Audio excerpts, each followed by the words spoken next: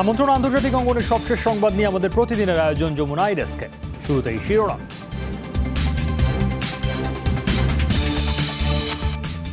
লকডাউনের কারণে ইউরোপে প্রাণ বেঁচেছে ৩১ লাখ মানুষের দাবি লন্ডনের ইম্পেরিয়াল কলেজের। সংক্রমণ কম হয়েছে ৮২%। করোনায় ৪,০৯,০০০ ছাড়ালো প্রাণহানি, আক্রান্ত ৭২ লাখ। প্রত্যেক দেশ থেকে ২০ ভাগ মুসল্লি পেতে পারেন হজের অনুমতি। পুলিশ বিভাগের আমূল সংস্কারে মার্কিন কংগ্রেসে ডেমোক্র্যাটদের বিল উত্থাপন। আজ সমাধিস্থ হবেন জর্জ ফ্লয়েড।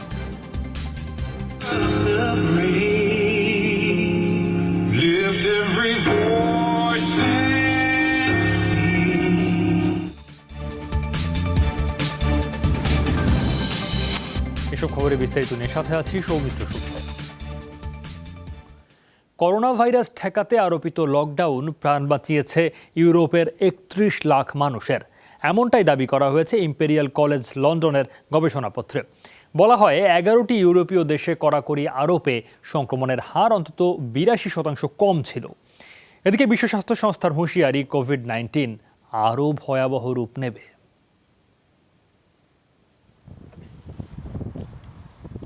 ৬ মাসের ওপরে কোভিড-১৯ আতঙ্কে বিশ্ব। কোনো ওষুধ প্রতিষেধকহীন ছোঁয়াচে ভাইরাসটির সংক্রমণ ঠেকাতে সবচেয়ে মোক্ষম হাতিয়ার ছিল লকডাউন। সোমবারই গবেষণাধর্মী নেচার জার্নালে প্রকাশিত ইম্পেরিয়াল কলেজ লন্ডনের এক প্রতিবেদনে দাবি করা হয়, যথাযথ সময়ে গৃহবন্দী থাকার কারণেই প্রাণে বেঁচেছেন ৩১ লাখ মানুষ। শুধু তাই নয়, ৮২% মতো বিস্তার রোধ করা গেছে করোনা ভাইরাসের। লকডাউন প্রত্যাহারের জন্য তড়িঘড়ি চলছে, অথচ এই সিদ্ধান্তের ফলেই প্রাণে বেঁচেছেন লাখ লাখ মানুষ। অবশ্য কঠোর বিধিনিষেধ শিথিলের কারণেই দ্বিতীয় দফা কোভিড-১৯ ধাক্কা সইতে হবে মানবজাতিকে। সেটা আগামী ২ মাসের মধ্যেই স্পষ্ট হবে। গবেষণায় আরও বলা হয়, সরকার লকডাউন না দিলে ১১টি ইউরোপীয় দেশে আক্রান্ত হতেন আরও ১.৫ কোটি মানুষ, যা দেশগুলোর মোট জনসংখ্যার ৪ ভাগের বেশি। এই পরিস্থিতিতে বিশ্ব স্বাস্থ্য সংস্থার হুঁশিয়ারি, সময়ের সাথে আরও খারাপ অবস্থার দিকে যাচ্ছে কোভিড-১৯। কেননা গেল ২ মাসের মৃত্যুর ৭৫ ভাগই হয়েছে আমেরিকা মহাদেশ ও দক্ষিণ এশিয়ায়।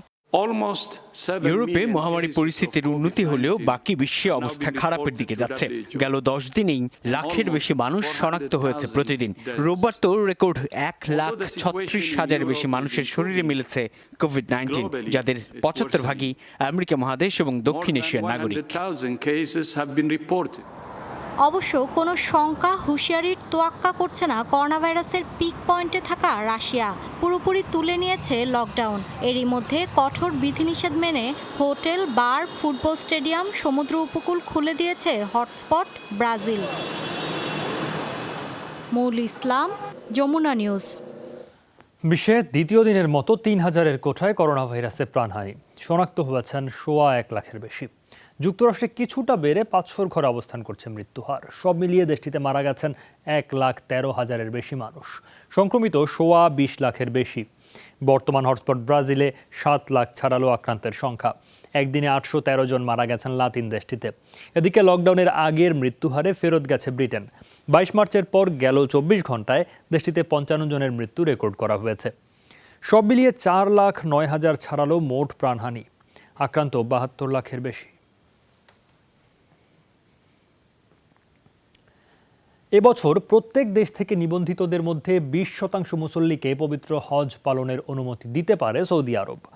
মঙ্গলবার হজ ও ওমরা সংশ্লিষ্ট দুটি সূত্রের বরাত দিয়ে এ তথ্য প্রকাশ করে আন্তর্জাতিক বিভিন্ন গণমাধ্যম। প্রাণঘাতী করোনা ভাইরাস ভয়াবহ রূপ ধারণ করলে মার্চে হজের ব্যাপারে ঘোষণা আসে, তাতে পরবর্তী ঘোষণা না দেওয়া পর্যন্ত হজ ও ওমরা স্থগিত রাখার অনুরোধ জানায় সৌদি আরব। তবে দুটি সূত্র সোমবার জানায় সীমিত পরিসরে হতে পারে হজ। সেক্ষেত্রে মানতে হবে কঠোর বিধিনিষেধ। এদিকে সরকারি ৩টি সূত্রের দাবি, এবছর হজ বাতিলের জন্য চাপে রয়েছে সরকার। সুতরাং জুলাইয়ের হজ এখনও অনিশ্চিত।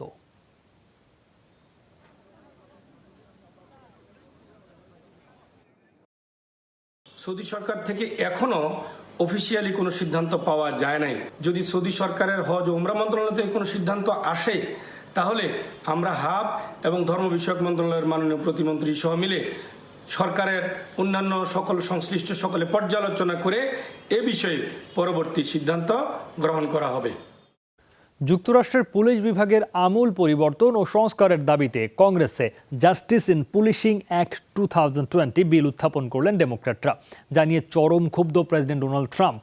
এই টানাপোড়েনের মধ্যেই আজ হিউস্টনে জর্জ ফ্লয়েডকে সমাধিস্থ করা হবে। টেক্সাসে এই শিক্ষা প্রতিষ্ঠান থেকেই পাশ করেন পুলিশি নির্যাতনে নিহত জর্জ ফ্লয়েড। তাই শেষবারের মতো তাকে শ্রদ্ধা জানানো অনুষ্ঠানও ছিল সেখানেই, যাতে অংশ নেন আইন প্রণেতা, মানবাধিকার কর্মী থেকে শুরু করে পরিবারের সদস্যরা। জানান বর্ণবাদ বিরোধী আন্দোলনের সাফল্যর কথা। আমার ভাইয়ের হত্যাকাণ্ডের প্রতিবাদ জানানোর জন্য সবার প্রতি কৃতজ্ঞ। এর মাধ্যমে নতুন ইতিহাস রচিত হলো। সবার মনে যে বর্ণবিদ্বেষ রয়েছে সেটার মূলোৎপাটন জরুরি। এর আগে 6 ঘন্টার জন্য স্থানীয় গির্জায় রাখা হয় জর্জ ফ্লয়েডের মরদেহ। সেখানে সামাজিক দূরত্ব এবং করোনা শিষ্টাচার মেনে শ্রদ্ধা নিবেদন করেন হাজারো মানুষ। 2 সপ্তাহের বিক্ষোভের পর যুক্তরাষ্ট্রের পুলিশ বিভাগে আমূল পরিবর্তন ও সংস্কারের জন্য বিল আনল ডেমোক্র্যাট আইন প্রণেতারা, যা জাস্টিস ইন পুলিশিং অ্যাক্ট 2020 নামে পরিচিত।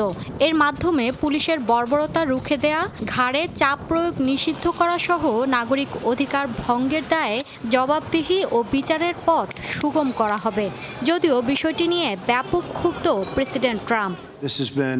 নিরাপত্তা বাহিনীর অসাধারণ দক্ষতার কারণেই এবছর অপরাধ অনেক কম। শক্তভাবে প্রতিষ্ঠা করা গেছে আইনের শাসন। স্বার্থান্বেষী মহলের প্রস্তাবেই পুলিশের বিলোপ, সংস্কার, বাজেট নির্ধারণ হবে এমন ভাবাটাই বোকামি। ফ্লয়েডের মৃত্যু মার্কিনীদের জাতীয় যন্ত্রণার অভিজ্ঞতা দিয়েছে। এ কারণেই কংগ্রেসে প্রস্তাব করা হলো জাস্টিস ইন পুলিশিং অ্যাক্ট 2020 বিল। প্রত্যাশা, সিনেট জুডিশিয়ারি কমিটি এর অনুমোদন দেবে। বাকযুদ্ধের মধ্যেই ফ্লয়েড হত্যাকাণ্ডে অভিযুক্ত পুলিশ কর্মকর্তা ডেরেক শোভিনের জামিন বাবদ সোয়া $10 লাখ জরিমানা করলেন মিনেপলিস আদালত। মৌলি ইসলাম, যমুনা নিউজ। সমালোচনার মুখে যুক্তরাজ্যের নতুন আইসোলেশন নীতিমালা। বিদেশ ফেরত প্রত্যেককে 14 দিন বাধ্যতামূলক জনবিচ্ছিন্ন থাকতে হবে, যার কার্যকারিতা নিয়ে উঠেছে প্রশ্ন। ক্ষতির আশঙ্কা বিমান ও পর্যটন খাত সংশ্লিষ্টদের। করোনার প্রভাবে বদলে গেছে বিশ্বের সব বিমানবন্দরের চিত্র। স্বাভাবিক নিরাপত্তা ব্যবস্থার পাশাপাশি ভাইরাস ঠেকাতে আছে বিশেষ কড়াকড়ি। ইউরোপের অনেক দেশের মতো যুক্তরাজ্যেও বিদেশ ফেরতদের জন্য আরোপ হয়েছে নতুন বিধিনিষেধ। দেশটিতে প্রবেশের আগে অনলাইন ফর্মে জানাতে হবে যাত্রীর সাম্প্রতিক ভ্রমণ বৃত্তান্ত সহ খুঁটিনাটি অনেক তথ্য। এরপরই পাঠানো হবে সেলফ আইসোলেশনে। অবশ্য নতুন বিধি নিয়ে নানা অভিযোগ রয়েছে যাত্রীদের। এখন তো যাত্রী সংখ্যা অনেক কম, তাও তথ্য যাচাইয়ে লম্বা সময় লেগে যাচ্ছে। যাত্রী সংখ্যা বাড়লে তো আরো ভোগান্তি হবে।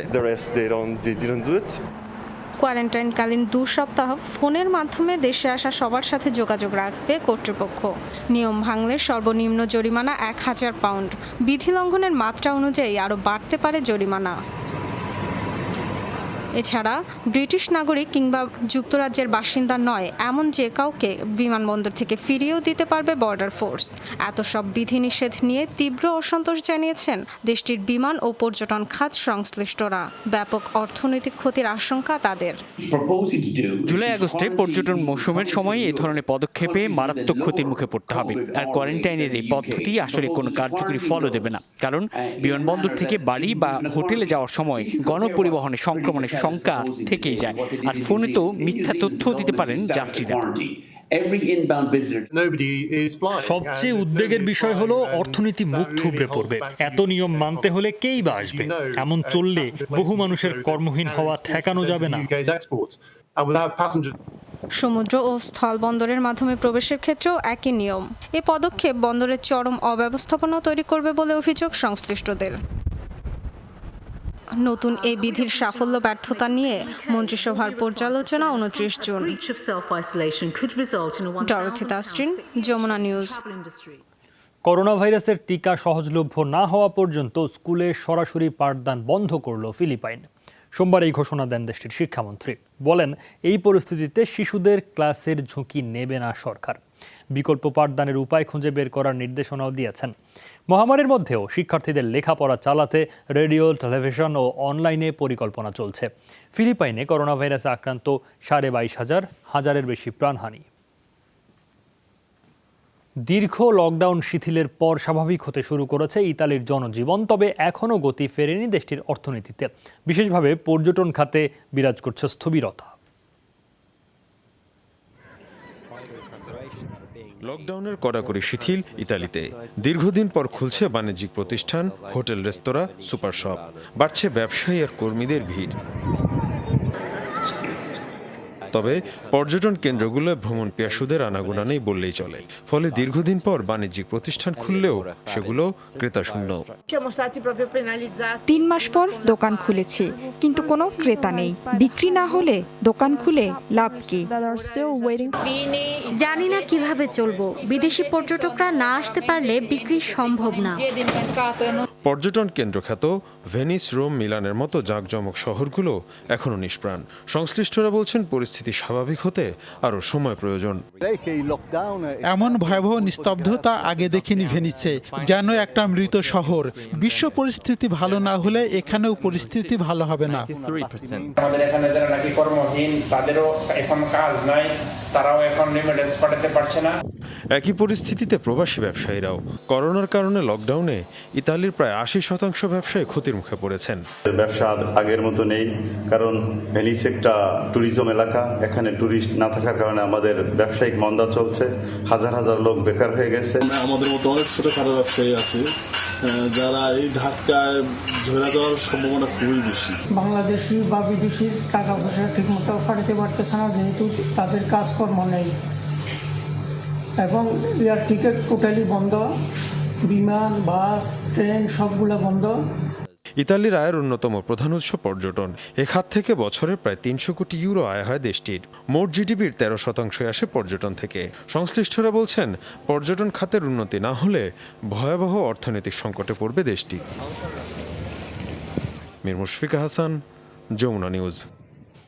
ভারতে করোনা ভাইরাসে 7,500-এর মতো প্রাণহানি, সংক্রমিত 2,67,000-এর বেশি। দেশটিতে সরকারি অফিসে 70% উপস্থিতির পাশাপাশি খুলছে বেসরকারি অফিসগুলোও। তবে রাস্তায় রয়েছে গণপরিবহনের তীব্র সংকট। বিশেষজ্ঞদের শঙ্কা, এর ফলে বিস্তার ঘটবে করোনার। ধারণা, বিভিন্ন রাজ্যে আলাদা আলাদা সময়ে পিক পয়েন্টে পৌঁছাবে সংক্রমণ। আপাতত ট্র্যাক, ট্রেস ও ট্রিট পদ্ধতিতে চলছে করোনা মোকাবেলার চেষ্টা। কর্তৃপক্ষের দাবি, বিভিন্ন রাজ্যে এই পদ্ধতিতে মিলছে সাফল্য।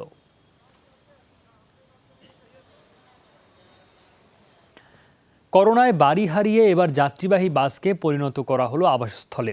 মহামারীর প্রভাবে বাড়ি ভাড়া দেওয়ার সামর্থ্য হারিয়ে এমন অভিনব উদ্যোগ নিয়েছেন কলম্বিয়ার এক বাস চালক। দীর্ঘ লকডাউনে পুরোপুরি বন্ধ আয়ের পথ। ভাড়া মেটানোর সামর্থ্য না থাকায় ছেড়ে দিতে হয়েছে বাড়িও।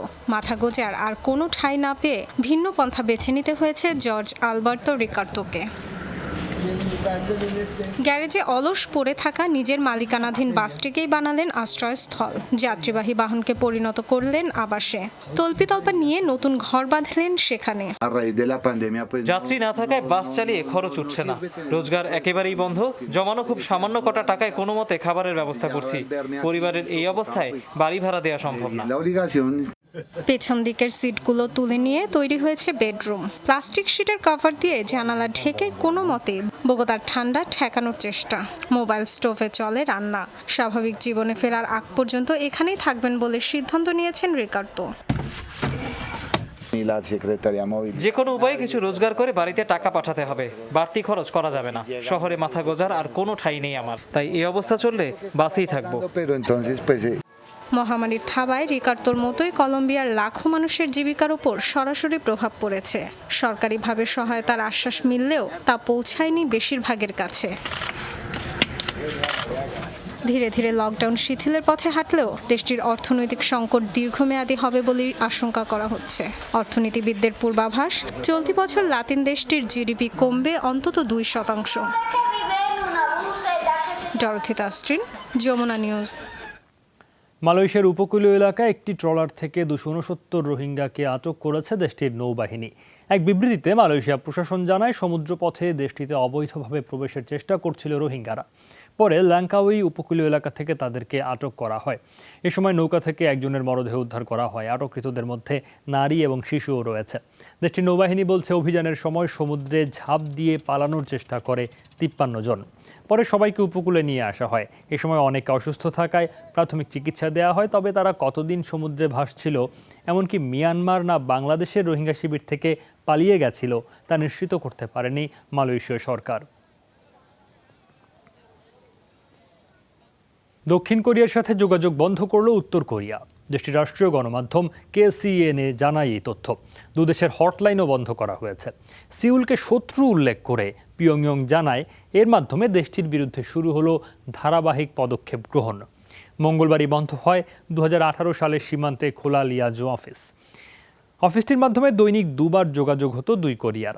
সম্প্রতি দক্ষিণ কোরিয়া থেকে উত্তর কোরিয়ায় কমিউনিস্ট শাসন বিরোধী লিফলেট ছড়ানোর জেরে ঘটে সম্পর্কের অবনতি।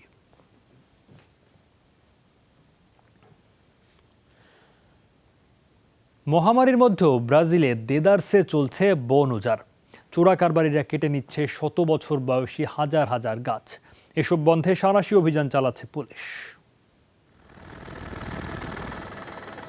পৃথিবীর ফুসফুস খ্যাত আমাজন বন, যার 60% লাতিন আমেরিকার দেশ ব্রাজিলে, সেই অংশটুকু যুগে যুগে সবচেয়ে অনিরাপদ হিসেবে চিহ্নিত হয়ে আসছে, যার মূল কারণ বনদস্যুতা।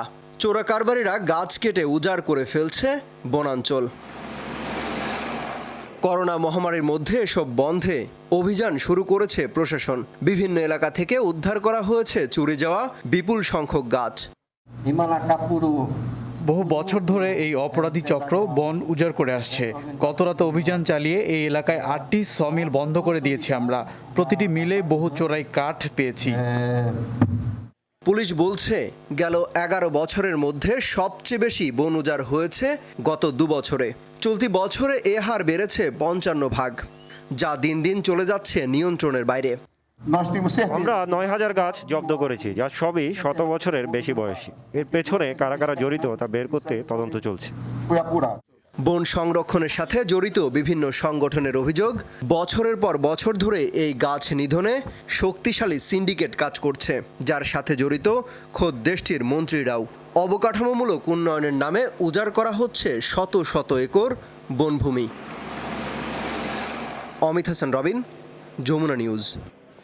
এই ছিল যমুনা আইডেস্কে। এতক্ষণ সাথে থাকার জন্য সবাইকে ধন্যবাদ।